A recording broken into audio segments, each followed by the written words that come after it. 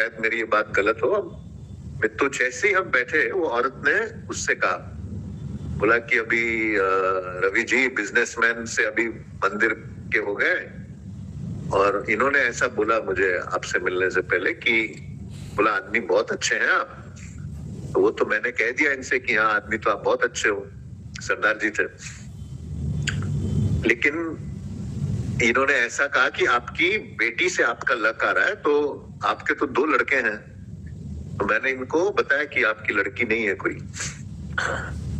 वो सरदार जी मेरी तरफ देखने लगे, बोले आपको पता नहीं कि आपने बिल्कुल सही कहा है,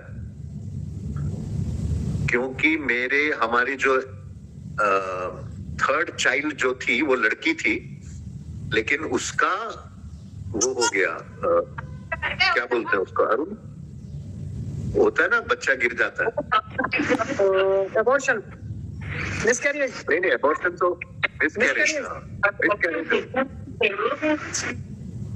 तो बोला उस हमको लड़की की जबरदस्त इच्छा थी। तो जैसे ही मिसकैरेज हुआ मेरी वाइफ का, तो हम दोनों बहुत दुखी हुए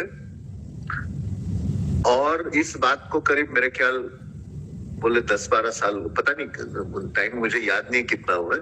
बोले रोज उन्होंने ऐसा कहा, मैं और मेरी वाइफ रोज उसको याद करते हैं। तो हमारे लिए वो गई नहीं, हमारे लिए वो जिंदा है। तो मैंने तो उसका नामकरण भी कर दिया, लेकिन मैंने एक शर्त लगाई। मैंने कहा जो वो गई नहीं है कहीं, वो उधर ही आपके पास, शारीरिक रूप से नहीं होगी, लेकिन एक तो उसके आशीर्वाद से आपको पैसे आ रहा है, तो आप उसके नाम से कोई लड़कियों की या बच्चियों की एक चैरिटी शुरू करो। मैंने नाम भी उसको दे दिया, उसका क्या नाम से, वो उस लड़की के नाम से कुछ शुरू करने के लिए। तो आप देखो, मैं हैरान हो गया।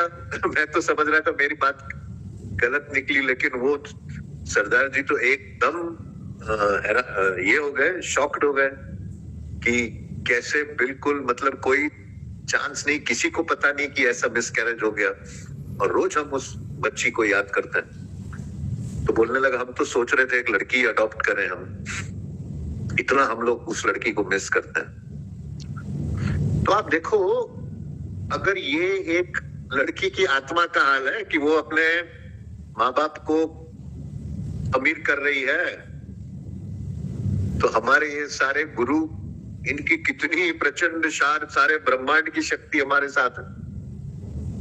और ये मैं बार बार आपको बोलता हूं, हर